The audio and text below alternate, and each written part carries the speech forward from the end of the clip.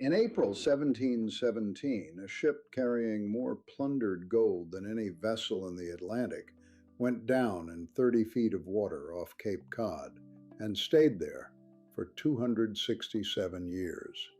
Her name was the Whydah Galley. She was a slave ship before she was a pirate ship, and the man who took her never fired a single cannon to do it. When maritime archaeologist Barry Clifford pulled the first coin from that wreck in 1984, he had no idea he was about to rewrite everything we thought we knew about the golden age of piracy, including where the most famous fictional ship in cinema actually came from. Stay with me, because the real story is darker, stranger, and far more interesting than the movie. The man who captured the Whydah without a fight had a reason for doing it that way, and it had nothing to do with mercy. And the one artifact recovered from the wreck that confirmed her identity beyond any doubt, it was found inside a silk stocking. Before a single pirate ever set foot on her deck, the Whydah Galley was already built for violence of a quieter, more systematic kind. She came out of a London shipyard around 1715, a three-masted galley frigate, roughly 100 feet on the keel, displacing somewhere in the neighborhood of 300 tons. Her gun deck was reinforced to carry 18 cannon. That wasn't for fighting warships. It was to put down a revolt below decks. She was a slaver. Purpose-built for the triangular trade, she made at least one full Middle Passage crossing, London to West Africa, then west across the Atlantic with human cargo packed into a hold designed to maximize capacity and minimize the crew needed to control it. Speed mattered on that crossing. Every additional week at sea cost lives, and dead cargo paid nothing. So her builders gave her a hull that cut water faster than most merchant ships of her size. Here's what that design actually produced: a vessel that was simultaneously fast, heavily armed, and cavernous below the waterline. Three qualities that, in different hands, meant something else entirely. She completed that voyage, delivered her cargo, sailed on. The Whydah's violence had already claimed lives long before Samuel Bellamy ever laid eyes on her. If you're finding this as interesting as I am, hit subscribe. There's a lot more to this story, and it only gets stranger. The man who took her wasn't a villain in a tricorn hat. Samuel Bellamy, Black Sam they called him, grew up in Devon, likely around 1689, and spent years in the Royal Navy before the sea stopped paying him what he thought it owed. Around 1715, he was down in Florida, trying to raise capital to salvage the wrecked Spanish treasure fleet off the coast. The money never came. The backers walked. That specific humiliation seems to have snapped something into focus for him. He turned pirate and proved almost unnervingly good at it. In roughly 18 months, he took more than 50 vessels, more, for the record, than Blackbeard ever managed. He ran a tight, fast operation, minimal bloodshed, maximum intimidation, and an eye for which prizes were worth keeping. What set him apart from most men in his trade was his mouth. Captured captains reported that Bellamy didn't just rob them, he lectured them. He called merchant law a conspiracy of the wealthy against the poor. He called himself a free prince, beholden to no king and no company. Charles Johnson's 1724 account preserves fragments of those speeches, and they read less like pirate bluster than like a man who had genuinely worked something out. He was, by most accounts, around 28 years old when he boarded the Whydah. Prince had been running the Whydah north through the Bahamas for several days when Bellamy's fleet closed in. Multiple vessels, guns run out, the message unmistakable. Prince looked at his options and saw exactly one. He handed over the ship without a fight. That restraint on Bellamy's part was tactical, not merciful. He wanted the hull intact. A broadside exchange would have punched holes in the very thing he was after. He moved his flag from the Sultana to the Whydah within days, stripped her for war, and mounted 28 cannons along her gun deck, a broadside weight that outmatched most naval vessels patrolling those waters. Prince, for his trouble, received the Sultana and sailed away in her. Within weeks, Bellamy commanded the most heavily armed pirate ship operating in the western Atlantic. The slave trader, built for speed and capacity, had become something her builders never intended, a floating fortress that could run down almost anything and outgun the rest. Lawrence Prince kept his life. He also kept his silence about the encounter, at least in the official record. The Whydah, meanwhile, was now Bellamy's.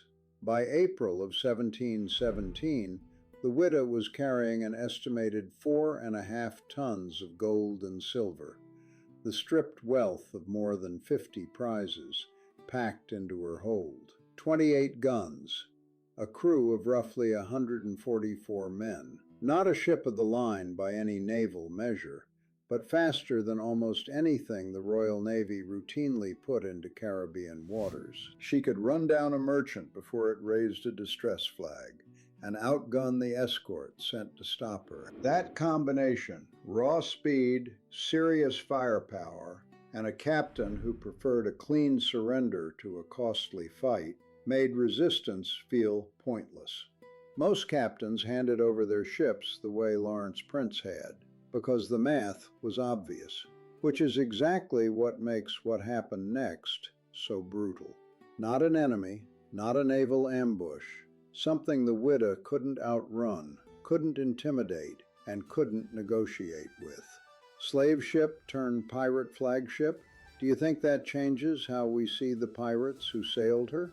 Drop your take below. The cannons got the reputation. The swivel guns did the work. 28 long guns lined the Whydah's main deck, yes. But archaeologists pulling artifacts from the wreck site found something more instructive than the big iron. They found swivel guns, small, roughly 2-foot bronze and iron pieces that mount on a pivot at the ship's rail. You can swing one by hand, aim it in a matter of seconds, and load it with a charge of musket balls or scrap metal, not to punch through oak planking, to clear a weather deck of standing men. That distinction matters enormously. A merchant hull with a 12-pound ball through its side starts taking water. A merchant hull with a live crew is a prize. A merchant hull with a terrified, bleeding crew that has just watched a swivel gun sweep the quarterdeck, that is a surrender. The recovered armament also included blunderbusses with their characteristic flared muzzles, flintlock pistols, hand grenades, and boarding axes with short hickory hafts, every item optimized for the 10 or 15 seconds of controlled chaos that followed.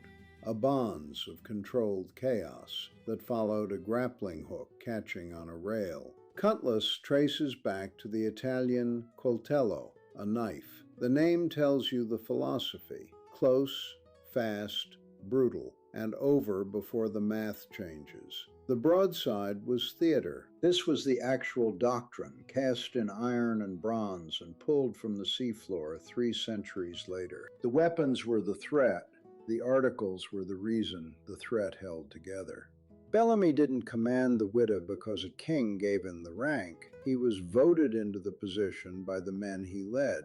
That distinction runs through everything about how the ship functioned. The crew operated under a written articles agreement, a formal contract signed before any voyage began. It divided plunder by share, gave every man a vote on major decisions, and set out a compensation schedule for combat injuries with a specificity that would not embarrass a modern insurance actuary. Losing your right arm paid out more than losing your left, the logic being that a right-handed fighter lost more working capacity. This was not idealism. It was a rational labor contract on a vessel where the officers were badly outnumbered, and mutiny was always one bad decision away. The recovered crew manifest makes the social reality harder to romanticize and harder to dismiss at the same time. Men from at least 8 nations sailed together as working crew, including formerly enslaved Africans who held shares, cast votes, and carried weapons as free men. The golden age of piracy mythology tends to erase that detail entirely. They were the most egalitarian workforce in the Atlantic world. They were also, by any legal definition of the period, criminals facing the gallows. The popular image locks the captain at the top of a strict hierarchy. His word is law. The code is his weapon. The Whydah flips that entirely. Bellamy's articles didn't hand him power. They capped it. The quartermaster, elected separately from the captain, answerable to the crew, not to Bellamy, controlled the distribution of plunder and could override him on any non-combat decision. In a fight, Bellamy commanded. The moment the guns went quiet, a different man held the ledger. Shares were fixed in writing before the voyage sailed, which meant no captain could quietly skim the top. The crew didn't need to trust Bellamy's generosity. They had a contract. And that contract included removal. A captain who lost the crew's confidence could be voted out. No court-martial, no petition to a distant admiral, just a show of hands on a wet deck. The quartermaster, meanwhile, was the one man aboard with both a mandate and the means to check him. What Hollywood sells as the captain's private kingdom was, in practice, an armed workers' cooperative with cannons and a written constitution. The charismatic tyrant at the helm wasn't the system. He served at the system's pleasure. The contract that protected the crew from their captain couldn't protect any of them from what came next. The night of April 26, 1717, the Whydah is running north along the Cape Cod coastline. Where exactly she was heading, nobody left alive could later say with certainty. A nor'easter comes in fast, the way they do on that coast. Almost no warning. Wind climbing to something close to hurricane force within hours. Here is the problem the Whydah's own success created. She is riding low and top-heavy, her converted gun deck stacked with bronze cannons, her hold crammed with plunder from 50-plus captured vessels. She is not the nimble slaver she was built to be. She is a fighting platform loaded past her designed limits. She broaches. Turned broadside to the waves, she has no answer for them. Residents on the shore at Eastham, Massachusetts, hear it happen. Cannon fire, but not the confident rolling broadside of a warship. These are distress signals, single shots, irregular, the sound of a crew that knows what is coming. She goes down in less than 30 feet of water, less than 500 feet from the beach, close enough that survivors could, in theory, have waded ashore. Of 144 men aboard, 2 did. The deadliest chapter of this story is still ahead. Subscribe so you don't miss where it ends. Bellamy took the Whydah without firing a shot. Genius tactics or just luck? Tell me what you think. 2 men walked out of that water. Thomas Davis, a Welsh ship's carpenter pressed into service against his will, and John Julian, a mosquito man from the coast of Central America, who had navigated for Bellamy's crew. Both were taken in chains to Boston. Both stood trial before the Admiralty Court in October 1717. Davis was acquitted. The pressed man defense held. Julian was not tried as a pirate. He was sold back into slavery. But here is what those 2 men left behind. A sworn testimony so detailed, it describes the articles by clause, the cannon inventory by caliber, and Bellamy's own words from the quarterdeck. Without that document, the Whydah is a shipwreck with no voice. 1 man kept his freedom. 1 man lost everything a second time. And the court that took Julian's liberty is the same court whose records we still rely on to tell this story. Which means every romantic version of the Whydah rests, at least in part, on the testimony of a man the law immediately re-enslaved. The sand did its work quietly. Within a year of the sinking, salvagers were already wading the shallows at Eastham, pulling up loose cannon, surface iron, anything the surf had scattered. Then the Cape Cod bars shifted, the way they always do, and the Whydah went under the bottom instead of resting on it. Dynamic shoreline, constantly migrating sand. The wreck didn't stay where it sank. It moved, incrementally, season by season, buried deeper under bars that rearranged themselves with every nor'easter. For 2.5 centuries, she existed only as rumor. Local fishermen working those waters occasionally snagged something heavy on a line, iron that felt wrong for bedrock, wrong for anchor chain. The stretch earned a name, Pirates' Cove. That name is all that survived. No coordinates, no documented position, no legal proof of anything. And that last part matters. Without documented proof of identity, a wreck has no standing, historically or legally. The Whydah wasn't lost. She was simply unverifiable. A ghost with a name, but no address, sitting in roughly 14 feet of shifting sand, waiting for someone stubborn enough to go looking. Barry Clifford had heard the story as a boy. His uncle told it the way Cape Cod uncles do, half legend, half dare. What separated Clifford from every other local who'd grown up on the same tale was what he did next. Years of cross-referencing the 1717 Admiralty trial records, colonial salvage logs, and historical coastal surveys, triangulating drift patterns against the testimony those two survivors left behind. In July 1984, his team pulled the first artifacts from roughly 14 feet of sand, coins, a cannon, personal effects scattered across the bottom, the way a storm scatters things. Massachusetts contested ownership almost immediately.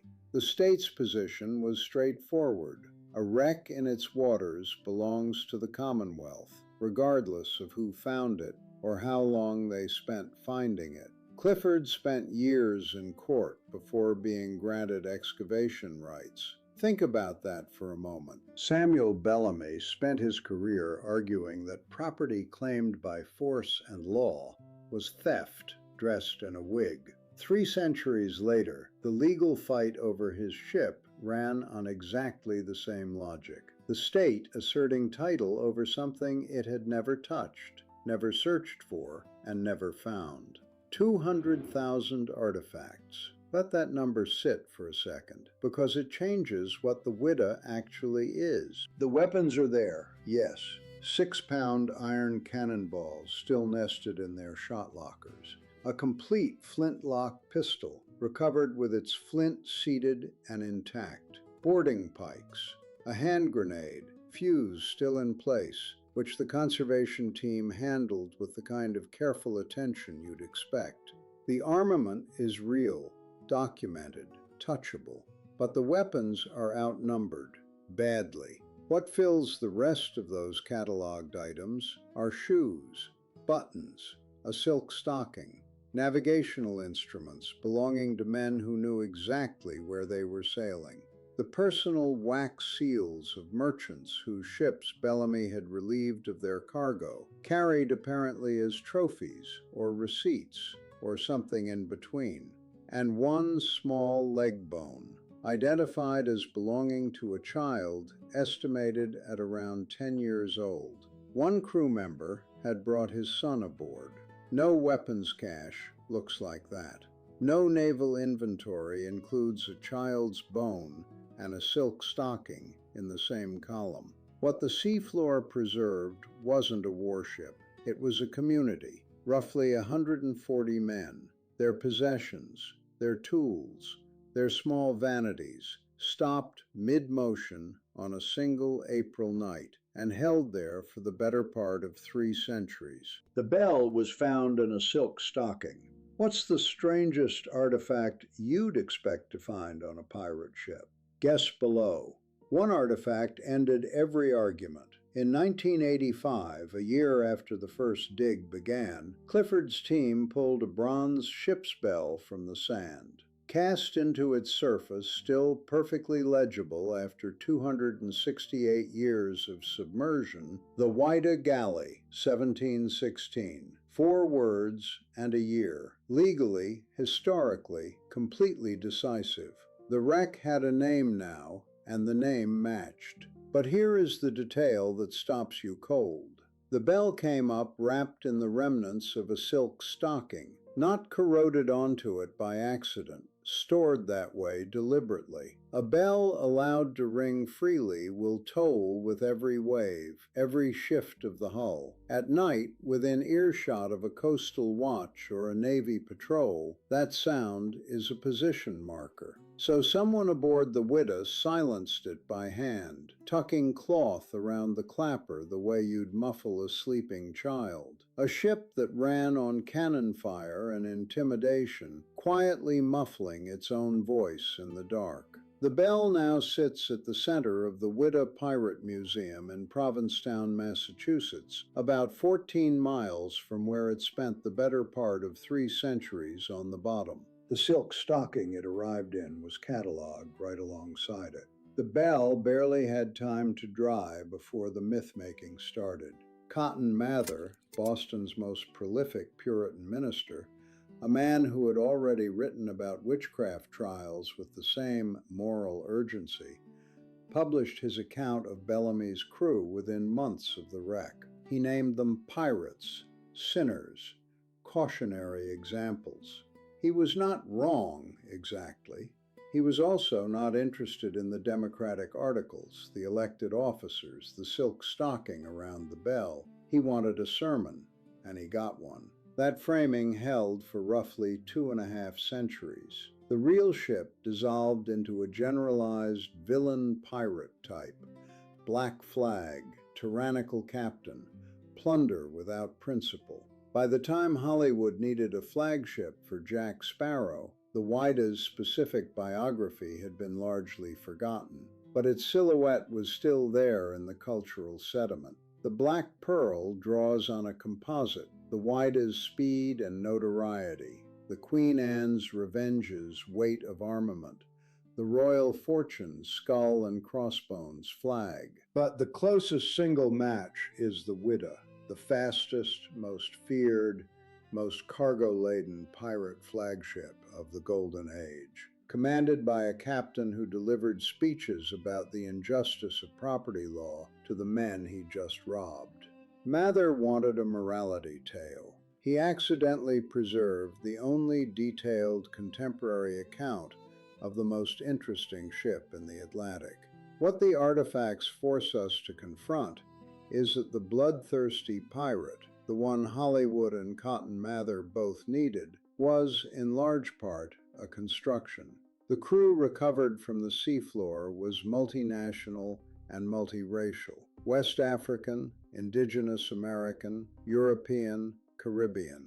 Their governance was written down and contractual. Their weapons, the swivel guns, the grenades, the massed pistols, were instruments of compliance, not slaughter. You fire one swivel gun across a merchant's bow, the crew surrenders. You take the cargo. Bellamy ran more than 50 captures, and the documented body count is remarkably thin.